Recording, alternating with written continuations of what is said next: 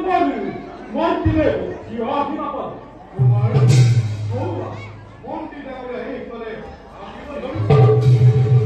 মন্ত্ৰী তোমাৰ আহাৰ কৰ মই আগতেই কৈছিলো যজ্ঞ নৈবেদ্য দেৱতাৰ প্ৰাপ্য গতিকে মোক আহাৰ নিদিলে কথা মন্ত্ৰীৰে এই মুহূৰ্ততে গাড়ি অগস্তি আশ্ৰমণ কৰা দায়িত্ব নৈবেদ্য সংযোগ কৰে তুমি এনে সিদ্ধান্ত নলবা তোমাৰ